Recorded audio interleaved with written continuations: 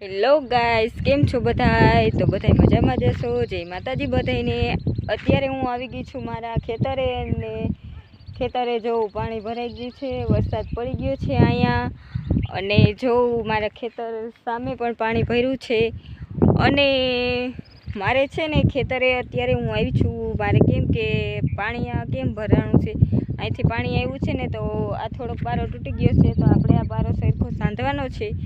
અને પછી એટલે કે પાણી છે ને અંદર જાય નહીં ખેતરમાં. અને ખેતરમાં અમે વાવ્યું છે સોયાબીન. તો સોયાબીન વવાતું હતું ત્યારે ભાઈ આવ્યા હતા, હું તો કાંઈ આવી નહોતી, એટલે કે સોયાબીનનો હું બ્લોક નાખી ન હોય ગઈ. કાંઈ વાંધો નહીં મિત્રો, પણ સોયાબીન ઉગશે ને તો એનો બ્લોક તો હું જરૂર બનાવીને નાખીશ, કે તમે જોવો કે મારા ખેતરમાં કેવા સોયાબીન ઉગાશે. પણ આ છે ને અમારું ખેતર આમ નીચું છે ને થોડુંક, એટલે પાણી છે ને આ કેળામાંથી ભરાઈ જાય છે. બાકી આમ ઊંચું હોત ને તો પાણી ભરાત નહીં ખેતરમાં.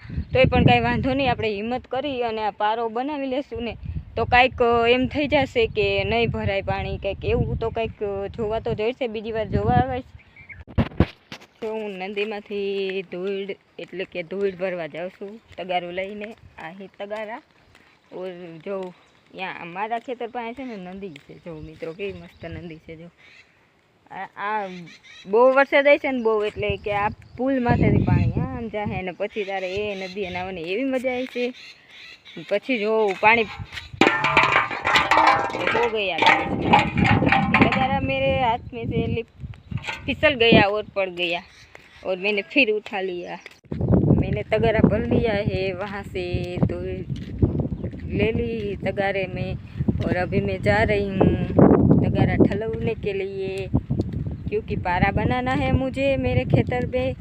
तो मुझे मेरे सर पे पत्थर है तोय પણ હું ખુદ છું, કેમ કે મારે ખેતરનો પારો જો કરવો છે એટલે મારે અવડા પથ્થર તો ઉપાડવા જ પડશે.